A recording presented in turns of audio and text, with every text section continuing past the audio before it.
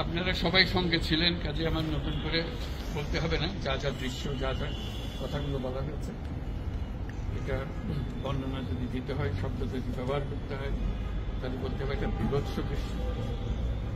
এটা মানুষের মনুষ্যত্ববোধ বলে কোনো জিনিস যা আছে সেটার থেকে বহু গভীরে নিয়ে গেছে। এটা নিশ্চিন্ন করার জন্য মনুষ্যত্ব অর্জন করে না, নৃশংস প্রতিটি জিনিস যে হয়েছে এখানে।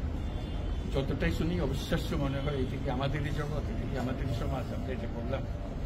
এবং যারা নিগৃহীত হয়েছে, যারা এটা শিকার হয়েছে, তারাও আমাদের সঙ্গে আছে। তাদের মুখের থেকে শুনলাম কিভাবে হয়েছে, কোনো ব্যাখ্যা নেই। এটা ব্যাখ্যা থাকলে কিছু একটা হলে মানুষ বোঝে যে এটার কারণ ছিল। এটা বিনা কারণে রাস্তা থেকে উঠিয়ে আনা, বিনা দোষে কতগুলো সাক্ষী সাবুত হাজির করে সেই এক্সপ্লোসিভ কতগুলো গাড়ির মধ্যে ঢুকিয়ে দিয়ে তারা বলছে তুমি সন্ত্রাসী, জঙ্গি, এগুলো বলে বলে তাকে নিয়ে আসা হচ্ছে। এবং এইরকম ইন্টারোগেশন সেল, এরকম টর্চার সেল, এরকম টর্চার সেল সারা বাংলাদেশ জুড়ে আছে। সেটা শুনলাম আজকে। আমার ধারণা ছিল যে এখানে আয়নাগর বলতে যে কয়েকটা আছে, এখন শুনতেছি আয়নাগরের বিভিন্ন ভার্সন সারা দেশ জুড়ে আছে। কেউ বলতে 700, কেউ বলে 800। যে সংখ্যাও নিরূপণ করা যায়নি কতটা আছে, কতটা জানা আছে, কতটা অজানা রয়ে গেছে সেই জিনিস। আমরা এমনি শুনি আইএমএ জাহেলিয়াত বলে একটা কথা আছে। এই গত সরকার এই আইএমএ জাহেলিয়াতকে প্রতিষ্ঠিত করে গেছে সর্বক্ষেত্রে। এটা তার একটা নমুনা। আর আমি কমিশনকে ধন্যবাদ জানাচ্ছি, তারা বহু কষ্ট করেছে। অন্যান্য কমিশন তো তারা করেছে, অন্তত তারা নিজেদের ঘরে বসে করতে পেরেছে। এদেরকে গুম কমিশনের যেটা, তারা কোদালা এগুলো আবিষ্কার করার জন্য আসতে হয়েছে, তাদেরকে বের করার জন্য। কিসের মধ্যে গিয়েছিল, কারা কি করেছে, এখনো ধ্বংসাবশেষ আমরা দেখতেছি।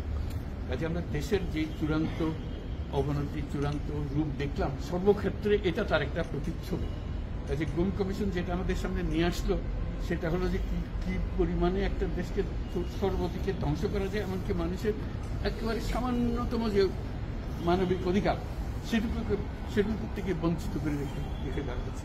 আজকে এটা জাতির জন্য একটা বড় চূড়ান্ত রকমের একটা ডকুমেন্ট হবে। আপনাদের সাক্ষী রেখে আপনাদেরকে নিয়ে এসে আমরা শরীক হলাম এটাতে। যারা এই ভুক্তভোগী তাদের সঙ্গে কথা বললাম, কয়েকজনের সঙ্গে। ভুক্তভোগীদের সংখ্যা আমার জানার মতো 1700 প্লাস, 1750 প্লাস এরকম যারা ভুক্তভোগী।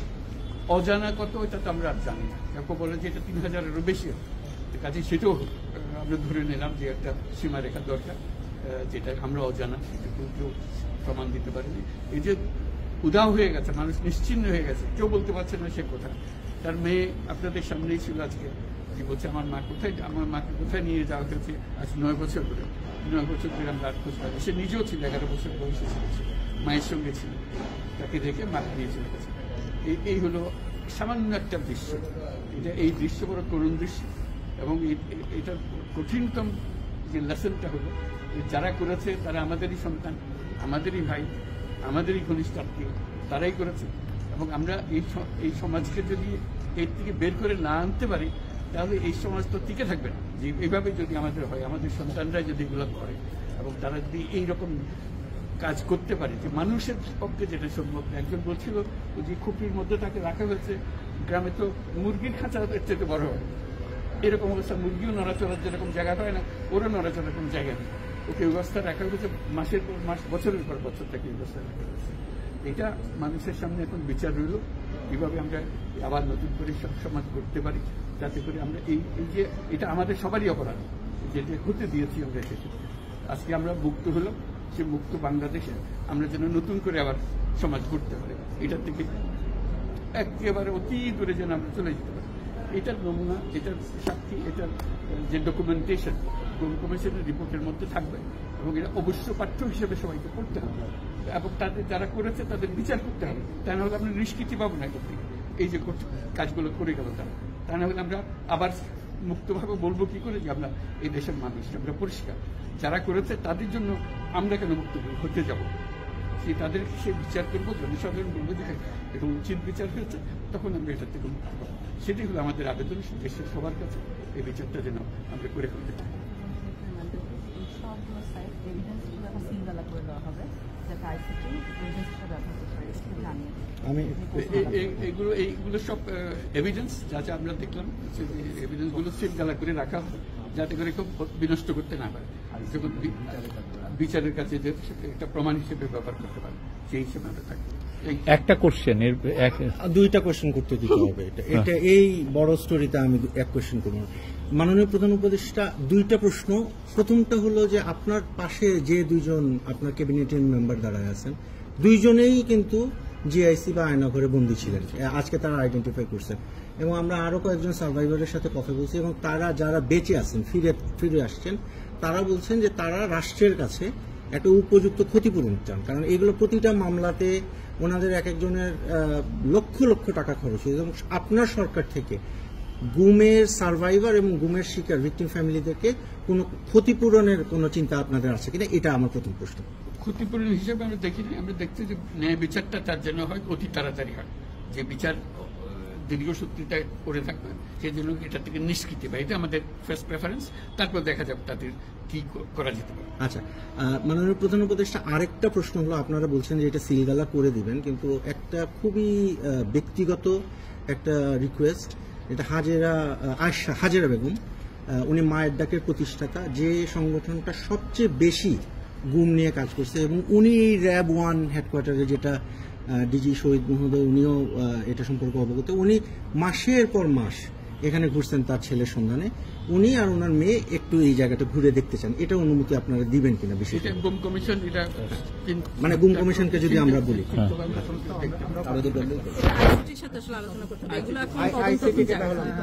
না মানে মানবিক কারণে আমি যে কিভাবে অর্গানাইজ করা হবে, আচ্ছা, কারণ উনি এখানে অনেকবার আসছে এবং কথাবার্তা স্যার, এটাই মানে এই ভদ্র মহিলা জীবনটা ফিরিয়ে দিতে পারবো না যে জীবনের মাধ্যমে সে গেছে, অন্তত দেখলে মনে সান্ত্বনা হবে, আমি জায়গাটা দেখে এসেছি। ওই মেয়েটা, যে বাচ্চা মেয়ে বলতেছেন, আমার মাকে আর দেখতে পেলাম না, কোথায় চলে গেল, আজ পর্যন্ত কেউ খবর দিতে পারবে না সে বেঁচে আছে না মরে গেলে কোথায় আছে। তানভীর ভাই, just one question, sir. Over the years we've seen, at least last 16 years under the last government, but police brutality, abuse is nothing new in this country. What sort of mechanism you have created as a part of the reform so that this doesn't happen in future, whether under elected government, caretaker government, or any sort of government? The whole existence of this government is because of this, that we don't want to stay in that darkness that has been created around us.